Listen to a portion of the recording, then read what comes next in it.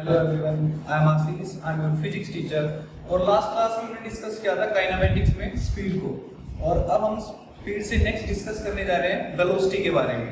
तो ये भी काइनेमेटिक्स में आते हैं क्योंकि ये भी क्या है, मोशन है, तो इसको भी हम स्टडी करते हैं काइनेमेटिक्स में। ठीक है, तो हम नेक्स्ट स्टडी करते हैं अपना वेलोसिटी। तो सबसे पहले हम वेलोसिटी की बाय डेफिनेशन जाते हैं। देखो वेलोसिटी होती क्या है? वेलोसिटी क्या होती है? Change in displacement by time. Time के रिस्पेक्ट में अगर डिस्प्लेसमेंट चेंज होती है तो उसको क्या बोलते हैं? वेलोसिटी। देखो velocity is the ratio of displacement to the time interval during which displacement has occurred. तो वेलोसिटी होती है means change in displacement with respect to time, और इसको हम change in distance by time बोल सकते हैं क्योंकि डिस्प्लेसमेंट क्या होता है? चेंज इन डिस्टेंस ही होता है, तो इसीलिए हम इसको डिस्प्लेसमेंट बाय टाइम बोलते हैं। अब इसको मेजर किस में करते हैं? सबसे पहले आती है हमारी ये बात। तो अगर वेक्टर क्वांटिटी, सबसे पहली बात, क्योंकि वेलोसिटी होती है तो उसकी डायरेक्शन भी साथ देते हैं। डिस्प्लेसमेंट भी क्या है? एक वेक्टर क्वांटिटी। लास्ट हमने स्टडी किया था जब स्पीड को, तो स्पीड में क्या थे? स्पीड क्या था? एक स्केलर क्वांटिटी थी, क्योंकि स्पीड का फॉर्मूला क्या होता है? डिस्टेंस अपॉन टाइम, और डिस्टेंस क्या थी?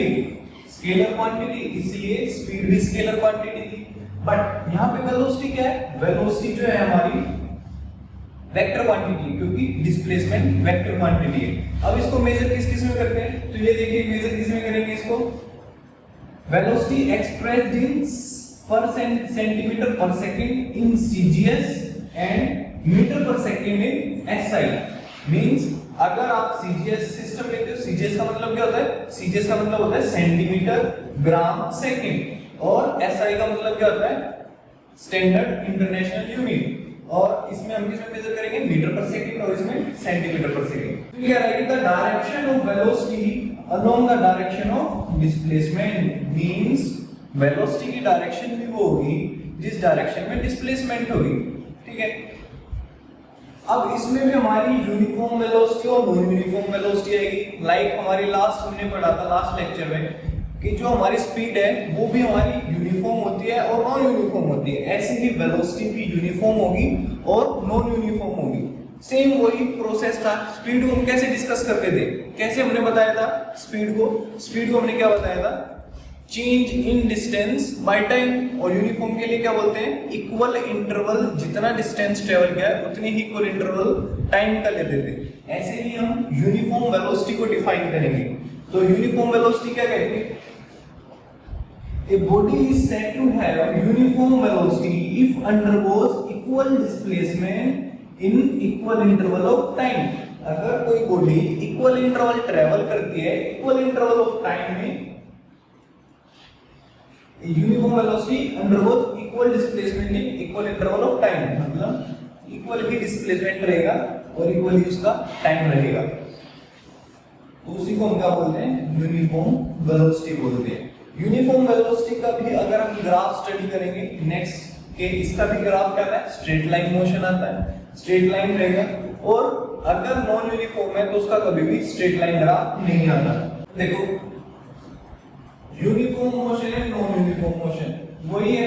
Uniform motion the distance move by the particle equal interval of time whether the duration of time small or large। Non-uniform motion distance moved by particle in equal interval is not the same। मतलब अगर distance unequal travel कर रहा है और time interval भी unequal हो जाएगा। Like ऐसे एग्जांपल समझ सकते हो, ए और बी के बीच में हम कुछ पॉइंट मेंशन कर लेते हैं। अगर ये 1 किलोमीटर 2 3 4 टाइम लग रहा है 1 सेकंड 2 सेकंड 3 सेकंड 4 सेकंड। तो ये देखो जब टाइम और ये डिस्टेंस, डिस्प्लेसमेंट या डिस्टेंस कुछ भी, क्योंकि यूनिफॉर्म के बारे में डिस्कस कर रहे हैं। तो जब 1 सेकंड थी तब उसने 1 किलोमीटर, जब 2 सेकंड थी तो 2 3 पे 3। तो इसका ग्राफ कैसा आता है? इसका ग्राफ 1 2 3 1 2 3 1 2 3। ठीक है, तो यहाँ पे 1 पे 1 मूव कर रहा है, 2 पे 2 मूव करेगी, 3 पे 3, तो एक स्ट्रेट लाइन ग्राफ आता है यूनिफॉर्म के लिए। जबकि नॉन यूनिफॉर्म में क्या होगा, अगर वो डिस्टेंस ट्रेवल करता है तो नॉन यूनिफॉर्म में ऐसा हो जाएगा A to B 1 2 3 पार्ट ले लेते हैं। यहाँ पे जब उसने 1 किलोमीटर किया तो मान लेते हैं 1 से 8 डिस्टेंस ट्रेवल कर रहा है, और जब वो सेकंड ट्रेवल किया तो उसने यहाँ पे 5 किया और 2 सेकंड हुई, फिर यहाँ पे 3 आ गया और यहाँ पे 3 सेकंड हुई। मींस यहाँ पे अनइक्वल डिस्टेंस ट्रेवल कर रहा है। अगर टाइम हम इक्वल लेते हैं, क्योंकि टाइम का गैप तो 1 1 का है, बट डिस्टेंस का गैप ज्यादा हो रहा है, कभी कम हो रहा है, मींस ये क्या है, नॉन यूनिफॉर्म मोशन। ठीक है, तो यूनिफॉर्म नॉन यूनिफॉर्म क्लियर है। Non uniform speed, non uniform velocity, और ऐसे ही यूनिफॉर्म स्पीड और यूनिफॉर्म वेलोसिटी। अब हम नेक्स्ट ऐसे ही हम डिस्कस करते हैं वेरिएबल वेलोसिटी। तो वेरिएबल वेलोसिटी की डेफिनेशन क्या है, if a body undergo unequal displacement in equal interval of time. Time तो इक्वल चल रहा है, जैसे मैंने यहाँ आपको एग्जांपल दिया, यहाँ कितने का गैप है 4 और यहाँ पे 2, बट टाइम का गैप देखो 1 सेकंड का है, यहाँ पे 1 सेकंड का है, मींस टाइम तो सेम गैप पे है, बट डिस्टेंस क्या है, डिस्प्लेसमेंट क्या है, वो अलग अलग चल रहा है, मींस इक्वल नहीं है। तो इसीलिए हम बोलेंगे कि a body undergoes unequal displacement in equal interval of time, उसी को हम क्या बोलते हैं, वेरिएबल वेलोसिटी या नॉन यूनिफॉर्म वेलोसिटी। ठीक है, और नॉन यूनिफॉर्म वेलोसिटी का अगर ग्राफ स्टडी करोगे तो वो कभी भी स्ट्रेट लाइन नहीं आएगा, वो कभी ज्यादा आएगा, कभी घट जाएगा और घट जाएगा, फिर इंक्रीज हो जाएगा, मींस वेरिएबल रहेगी वैल्यू। अब नेक्स्ट जो हमारी आती है वो इंस्टेंटेनियस वेलोसिटी। इंस्टेंटेनियस वेलोसिटी को कैसे डिफाइन करते हैं, the velocity at a particular instant. Particular instant का मतलब हम एक किसी पर्टिकुलर टाइम पे वैल्यू निकालेंगे, किसकी, वेलोसिटी की वैल्यू निकालते हैं, तो उसको बोलते हैं हम इंस्टेंटेनियस वेलोसिटी। मान लो आप किसी कार में मूव कर रहे हो, ठीक है, और आप किसी पर्टिकुलर टाइम पे जब स्पीडोमीटर को देखते हो जिसमें स्पीड मेजर होती है, तो जिस टाइम पे आप उसको देख रहे हो ना, उस टाइम उसकी इंस्टेंटेनियस वेलोसिटी है। वो घट भी सकती है, वो बढ़ भी सकती है, बट ये हमारा है कि हम उसको मेजर कब कर रहे हैं और किस टाइम पे कर रहे हैं। ठीक है, तो इसको मेजर करने के लिए जो हमने टाइम लगाया वो बहुत छोटा टाइम था, भाई बिल्कुल स्मॉल टाइम में मेजर कर सकते हैं ना। जैसे हमने देखा उस टाइम पे स्पीड को देख लिया, तो उसको देखने में कितना, हमें कुछ ही सेकंड लगते हैं, 1 या 2 सेकंड, मतलब टाइम बहुत कम होगा, और हम जिस टाइम पे उसकी स्पीड मेजर वेलोसिटी मेजर कर रहे होंगे तो वो क्या हो जाएगी, हमारी इंस्टेंटेनियस वेलोसिटी एक पर्टिकुलर टाइम पे। तो it is the velocity of particle given at instant, the direction of instantaneous velocity along the tangent drawn to the curve describing the path of instantaneous undergo curvilinear motion। इस line का मतलब क्या है, यहाँ ये हमें ये बता रहा है कि अगर मान लो एक स्ट्रेट लाइन बॉडी मूव कर रही है A to B, तो आप इजीली डायरेक्शन फाइंड आउट कर सकते हो कि भाई वो इस डायरेक्शन में जा रही है, नॉर्थ से ईस्ट जा रही है, वेस्ट से साउथ जा रही है।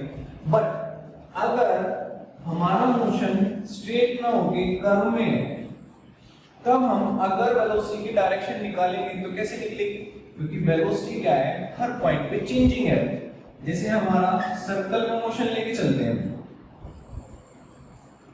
ठीक है, तो अगर हमें सर्कुलर इस पॉइंट पे वेलोसिटी की डायरेक्शन बदल गई, स्पीड बदल गई, चेंजिंग है, हर पॉइंट पे वेलोसिटी की डायरेक्शन क्या है, चेंजिंग है।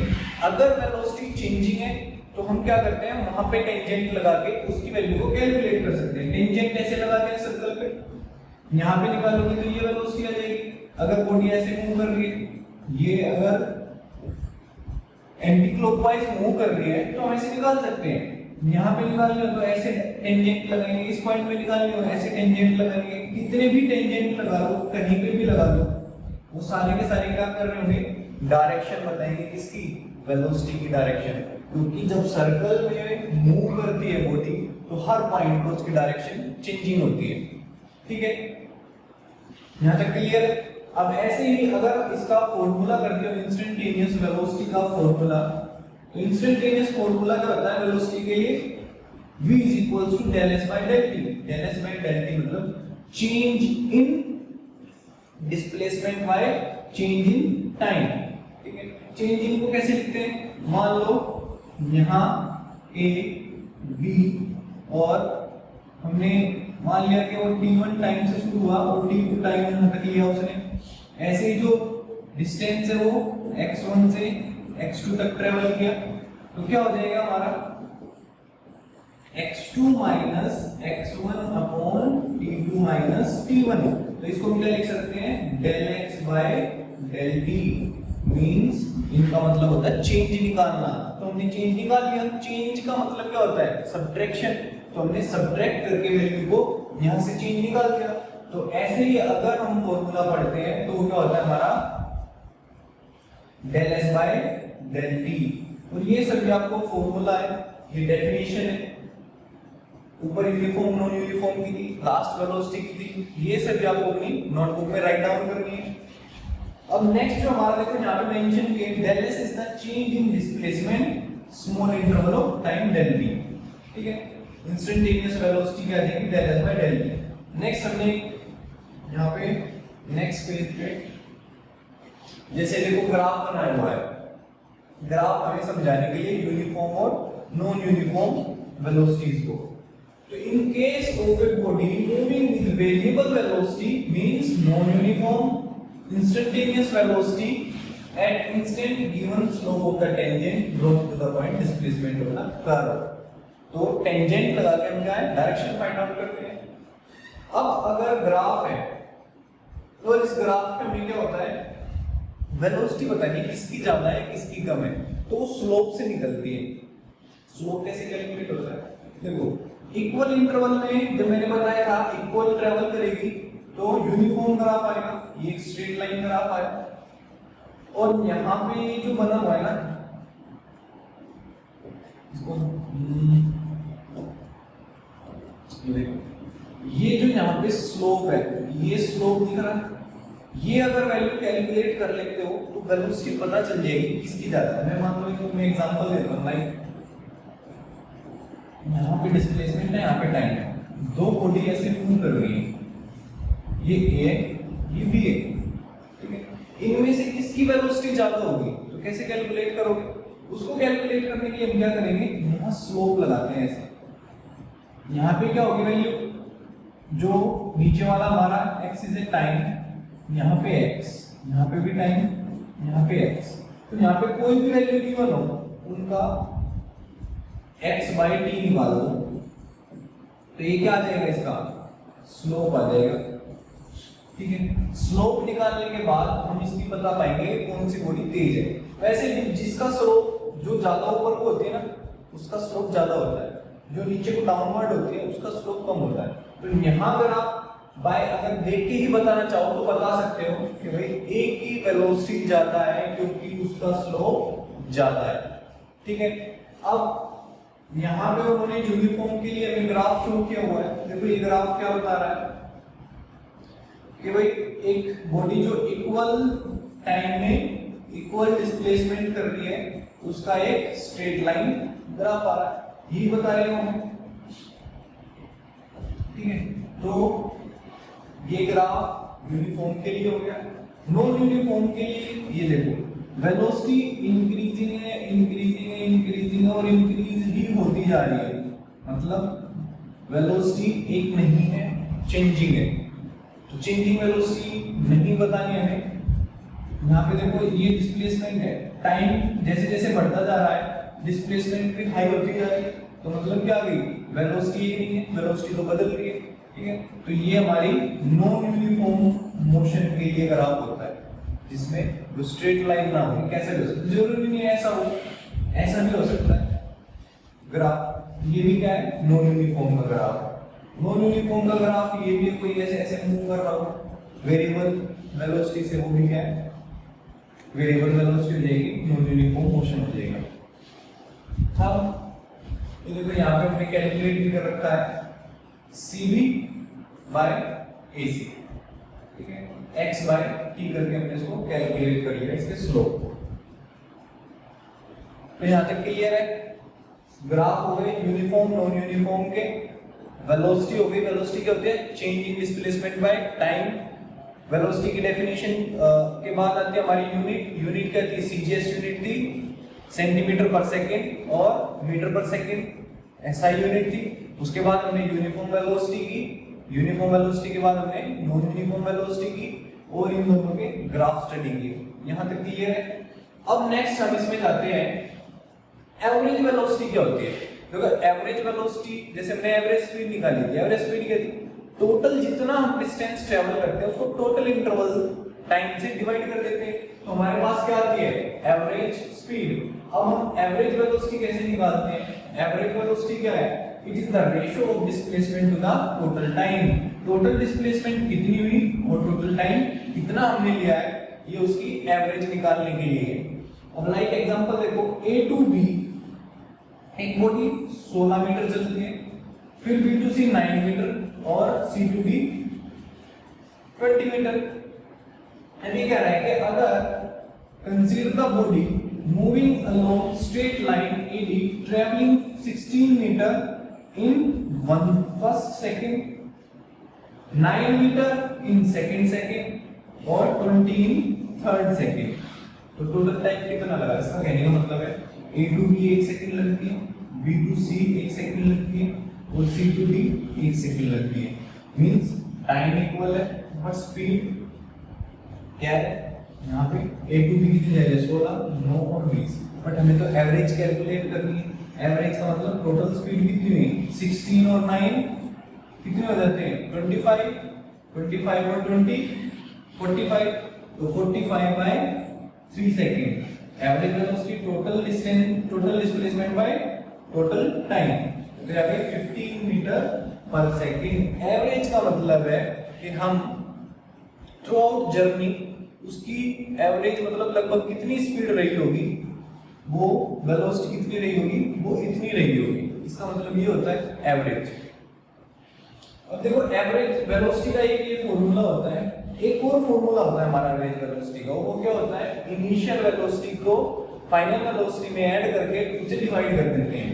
तो देखो यहाँ पे वो फॉर्मूला करते हैं, average velocity of a moving body may be equal to 0 but average speed can not be equal to 0।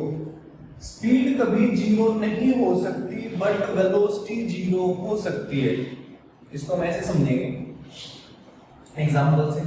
For example, the average velocity of an athlete completing 1 round while running along a circular track is 0 through the average speed is not 0। मतलब ये कैसे बता रहा है कि देखो यहाँ पे समझते हैं,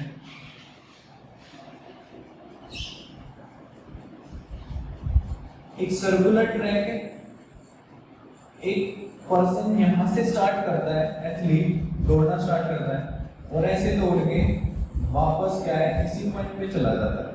तो मैंने बताया था कि भाई डिस्प्लेसमेंट 0 हो सकती है बट डिस्टेंस 0 नहीं हो सकता। और वेलोसिटी का फॉर्मूला क्या है, डिस्प्लेसमेंट अपॉन टाइम। तो यहां से स्टार्ट किया तो वापस घूम के यहीं पे आ गया, तो मतलब डिस्प्लेसमेंट क्या हो गया, 0 हो गया। और 0 और कोई भी टाइम रखोगे वो क्या आएगी, 0 वैल्यू आएगी, मींस वेलोसिटी 0 है। बट अगर डिस्टेंस की बात करोगे तो जब वो एक सर्कल पूरा कर लेता है तो कितना डिस्टेंस ट्रेवल करता है, वो करता है 2 पाई r, और जितना भी टाइम होगा ट्रेवल कर लेगा। मतलब ये तो वैल्यू 0 नहीं है, ठीक है, तो ये वैल्यू 0 नहीं है हो सकती कभी भी, मींस स्पीड कभी 0 नहीं हो सकती बट वेलोसिटी 0 हो सकती है क्योंकि डिस्प्लेसमेंट 0 हो जाता है। अब ये वो फॉर्मूला सेकंड वाला, एवरेज वेलोसिटी क्या है, v plus u by t। v मतलब फाइनल वेलोसिटी, u मतलब initial velocity. v is the final velocity and u is the initial velocity. Initial और फाइनल होते क्या है, मींस एक बॉडी a पॉइंट से स्टार्ट करती है ऐसे a टू b, जब वो स्टार्ट करेगी ना, यहाँ पे मान लो रेस्ट पे थी, पहले बस थी वो रेस्ट पे खड़ी थी, तो यहाँ तक चलते चलते उसकी कोई स्पीड आ गई होगी उसमें, जब उसने चलना स्टार्ट किया, तो जहां से वो स्टार्ट करेगी वो होती है u, इनिशियल वेलोसिटी। जैसे यहाँ से उसने 0 से स्टार्ट किया था वो 0 है, और आगे जहां तक उसकी मैक्सिमम स्पीड जाएगी, मान लो यहाँ को 60 किलोमीटर पर आवर से चल रही है, तो उसके पास एक वेलोसिटी आ गई है, वो क्या हो गया हमारा उसकी फाइनल वेलोसिटी, मतलब v। ठीक है, तो इनिशियल वो होती है जब वो स्टार्ट करती है, और फाइनल जहां तक वो लास्ट मैक्सिमम पहुंचती है, वो होगी उसकी फाइनल वेलोसिटी। तो ये हमारे आज हमने डिस्कस किया वेलोसिटी के बारे में, कल हमने किया था स्पीड के बारे में।